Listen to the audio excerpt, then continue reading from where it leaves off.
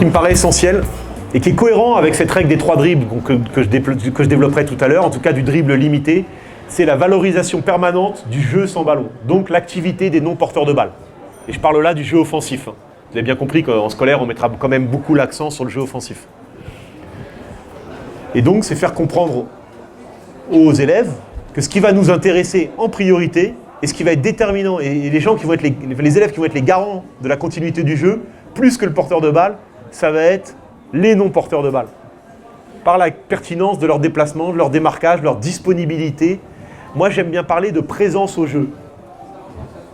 Et je les évalue de manière informelle, un peu formative là-dessus. Leur manière d'être au jeu. Est-ce que je suis concerné? Est-ce que je suis un peu fléchi? Est-ce que ma tête est tournée vers le ballon et vers mes partenaires? Est-ce que mes mains sont prêtes à recevoir un ballon? Est-ce que je suis en déplacement? Vous voyez? Alors après, tout ça, on va travailler. Une grande partie de nos contenus, et ça peut être y compris en situation de jeu et surtout en situation de jeu, et notre guidage doit beaucoup concerner les non-porteurs de balle. Ça peut être un petit cas d'école, ça. Je fais un match en tant qu'enseignant où pendant 6 ou 8 minutes, si le match dure 6 ou 8 minutes, je m'interdis de donner des consignes aux porteurs de balle et je me focalise uniquement sur le non-porteur. Alors des fois, ça démange quand même de donner des consignes aux porteurs, hein, évidemment, parce que le nerf de la guerre, c'est quand même la coordination entre les deux au final. Mais d'un point de vue contrainte professionnelle pour l'enseignant, ça peut être intéressant à mon avis. Se dire là, pendant 4, 5, 6 minutes, je m'intéresse qu'aux non-porteurs. Ça implique par contre d'avoir une vision un peu plus globale du jeu. Je parle aux collègues non spécialistes, c'est pas toujours facile. On demande aux élèves d'avoir une vision périphérique et un peu globale du jeu. Il faut aussi que nous, en tant qu'enseignants, on l'ait cette vision. Et qu'on puisse anticiper le développement possible du jeu pour aider nos élèves et guider nos élèves sur des déplacements pertinents. D'accord? Mais je vous invite vraiment à bifurquer un peu le regard du porteur, enfin vous le faites sûrement déjà, hein, vers les non-porteurs de balle. Et à centrer vos contenus d'enseignement aussi sur les non-porteurs de balle. En plus, d'un point de vue pédagogique, c'est quand même intéressant parce que pour gérer la diversité, et notamment la diversité de niveaux et de profils, nos élèves non spécialistes, ils vont progresser plus facilement dans le rôle de non-porteur immédiatement que dans le rôle de porteur.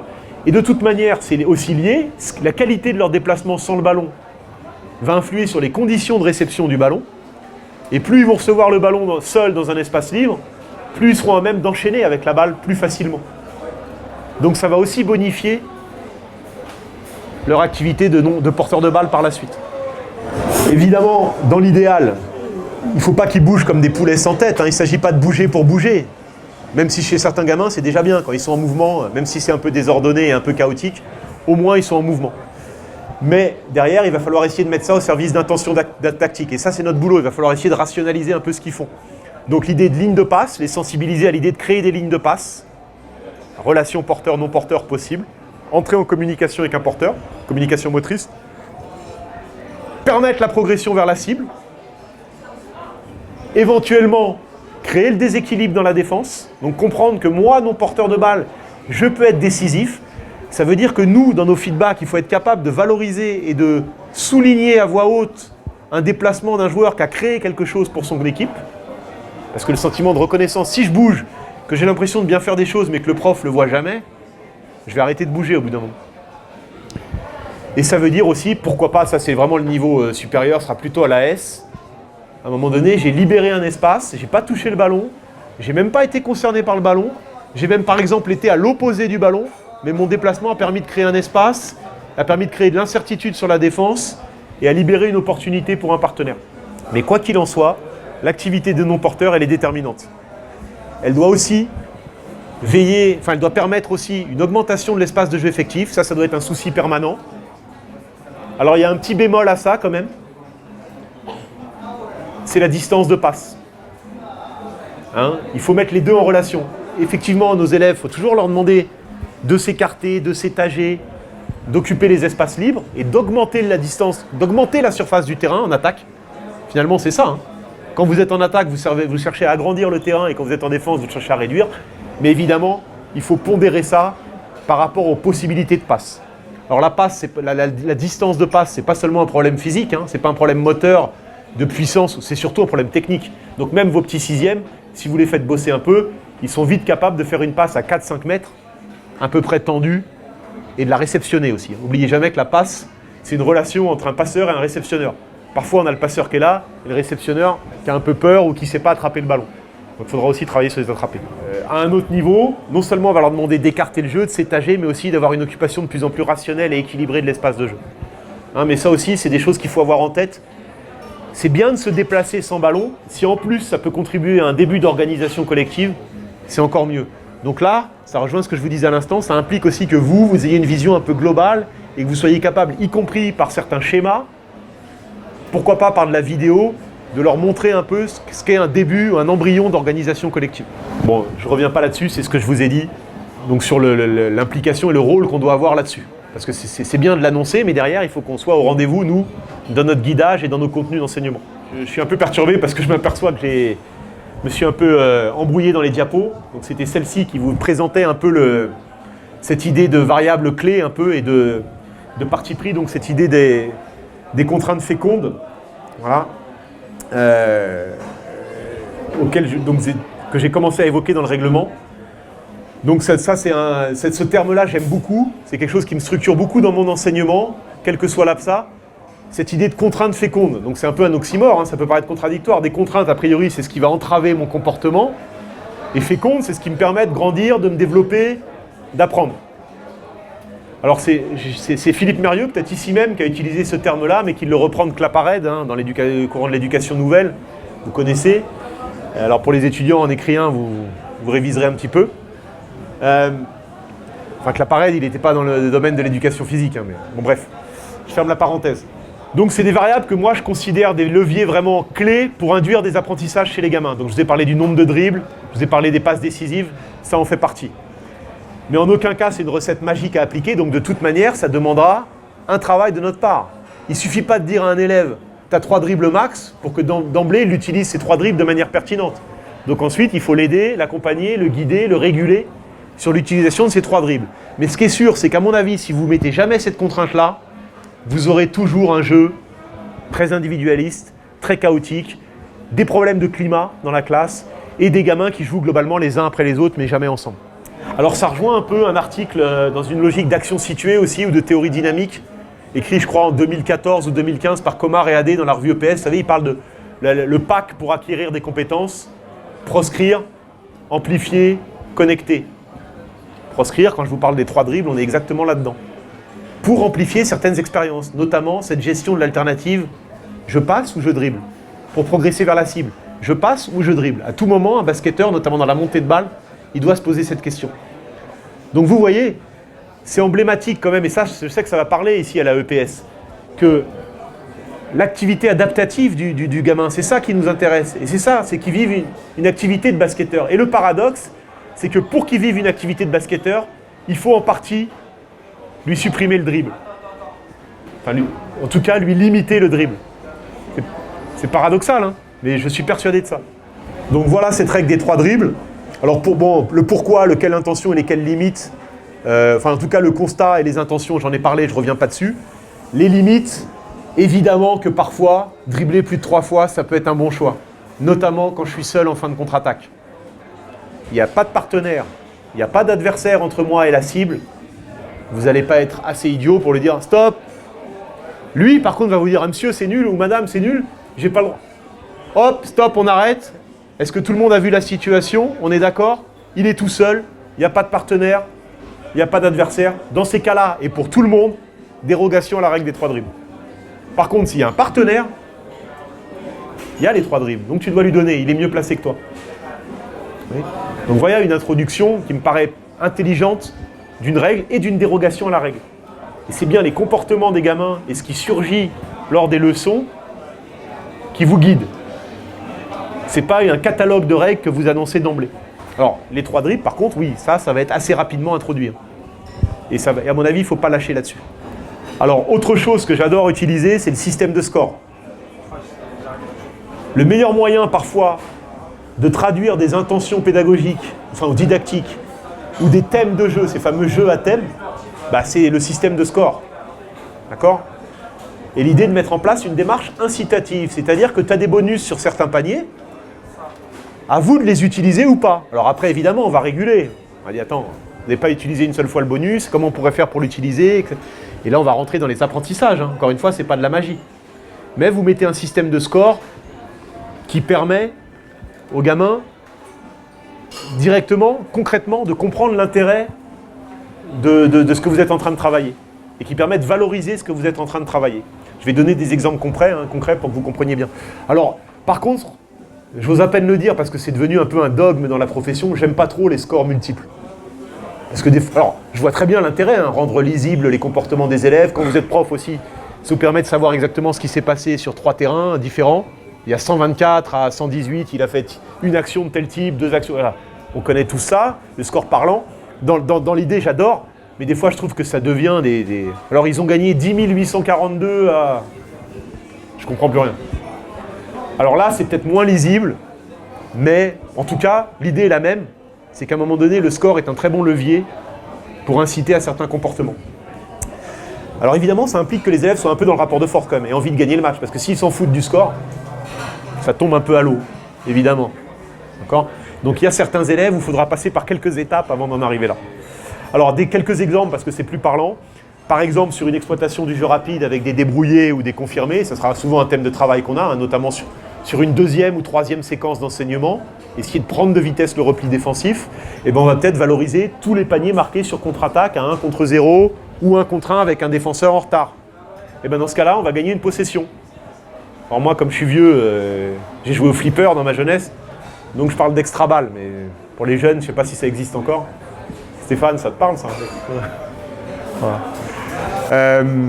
Alors, l'extra balle, en général, elle se jouera sur attaque placée. Alors, par exemple, vous pouvez garder ça aussi avec des élèves de lycée, parce que du coup, vous êtes sûr, notamment vos terminales, sur une dernière séquence, que certes, ils verront du jeu rapide, et en plus, si vous avez fait un thème de travail sur l'attaque placée, ou si c'est votre fil rouge sur votre séquence en terminale, ils seront obligés en situation de match de vivre les deux choses. Imaginez, vous travaillez toute une séquence sur l'attaque placée, arrive l'évaluation, il n'y a que des attaques rapides. Alors, comment je fais pour les évaluer? Si une attaque rapide, il faut espérer qu'il y en ait quelques-unes qui soient réussies, dans la foulée, ils jouent une attaque placée. Donc non seulement eux, ils sont contents, ils gardent la possession, et vous êtes sûr de pouvoir les évaluer sur ce que vous avez enseigné. D'accord? Alors évidemment, je parle de lycéens là. Pas d'attaque placée au collège. Enfin, on peut avoir en fin de collège un début d'attaque placée, avec une idée d'une défense qui est repliée, et on va essayer de déséquilibrer cette défense et de trouver une situation de tir malgré une défense repliée. Okay, mais plutôt sur du 3 contre 3. Un autre exemple, avec mes débutants, notamment pour impliquer tous mes élèves et mes élèves timorés, je multiplierai le score de l'équipe par le nombre de marqueurs. Vous comprenez l'idée? On est 4. Allez, on tourne en 3 contre 3, il y a un remplaçant, on tourne. On a marqué 4 paniers, mais il y a un joueur qui a marqué 4 paniers. Donc on a marqué 8 points. L'équipe adverse a marqué 3 paniers, mais il y a 3 joueurs différents qui en ont marqué. Donc ils ont marqué 6 x 3, 18 points. Alors évidemment, les gamins vous diront, c'est pas du jeu, on a perdu. Et évidemment que ça demande de l'explication, ça demande d'être debout dans sa posture, effectivement. Faut pas avoir la main qui tremble de temps en temps quand on est prof, il faut garder le cap. Mais c'est une mesure, alors je ne vous dis pas que c'est la recette miracle, mais je pense que pour mobiliser tous vos joueurs et faire de tous nos élèves des gens qui assument de tirer, c'est important. Évidemment, il faudra faire attention au climat et qu'ils ne se fassent pas pourrir s'ils tentent un tir, ou à chaque fois qu'ils tentent un tir, qu'ils ne se fassent pas pourrir par des élèves plus spécialistes. Donc l'aspect gestion de classe et climat d'apprentissage, il est quoi qu'il arrive important de toute manière. Un autre exemple.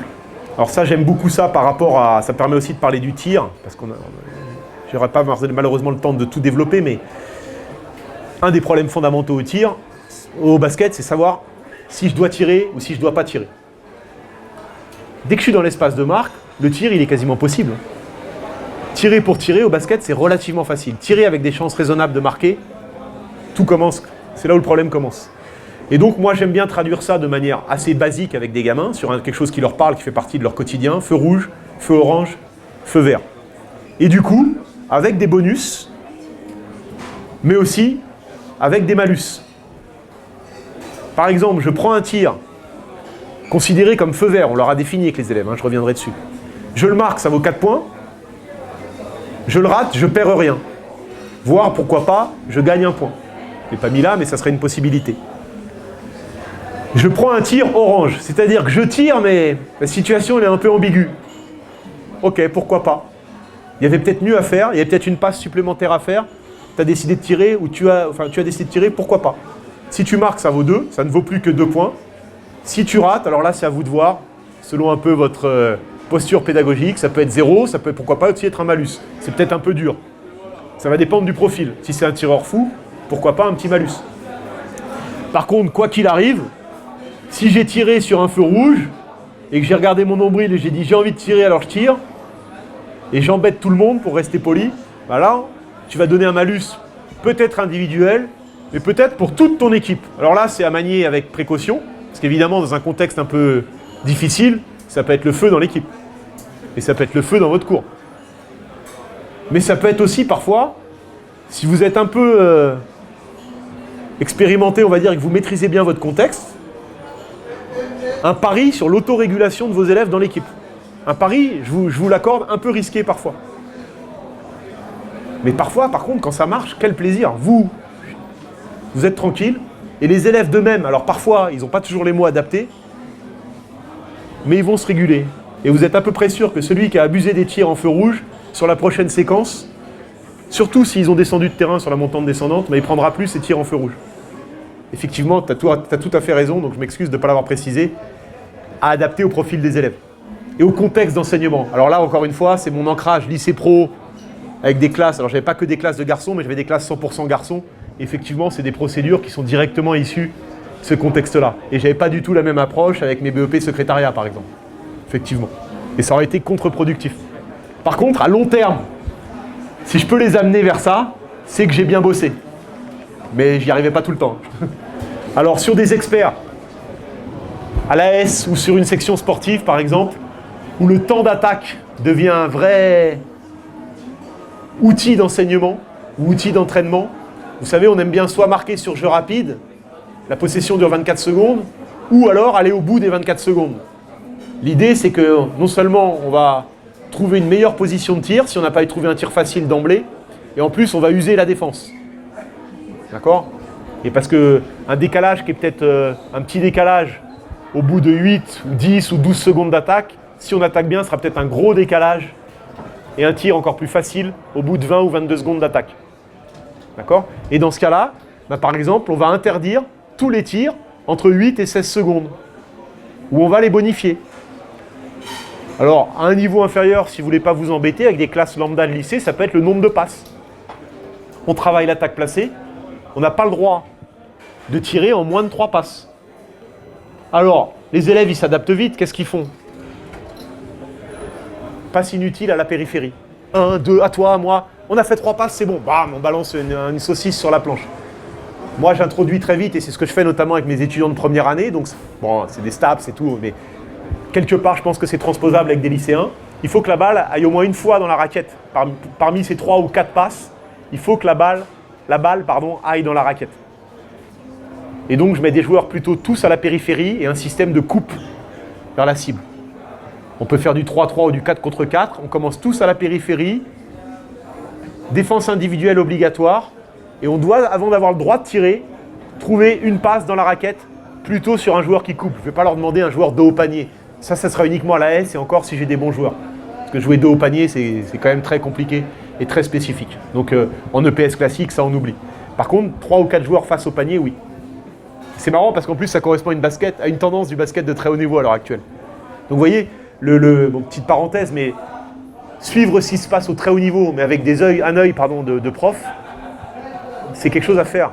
Et avec un recul didactique, et il y a des choses, il y a des idées à aller puiser au très très haut niveau parfois, avec un peu de recul, qui peuvent être très intéressantes sur un public scolaire. Évidemment à recontextualiser, mais ça peut être une source d'inspiration. Bon, la passe décisive, je vous en ai parlé, de bonifier tous les paniers marqués après passe décisive. Un lien avec le règlement, on peut faire fonctionner les variables ensemble.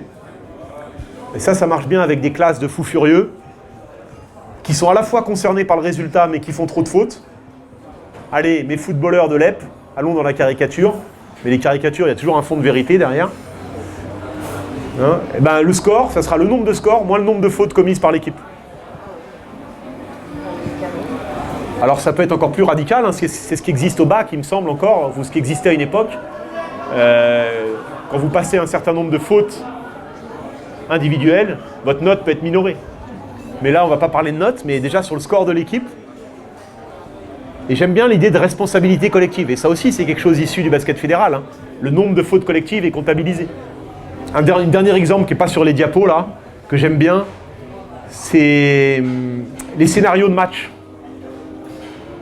Vous jouez, allez, match de 3 minutes, les Bleus, vous menez 6-0 au début du match. Vous êtes les Rouges, qu'est-ce que vous faites? Qu'est-ce que vous mettez en place?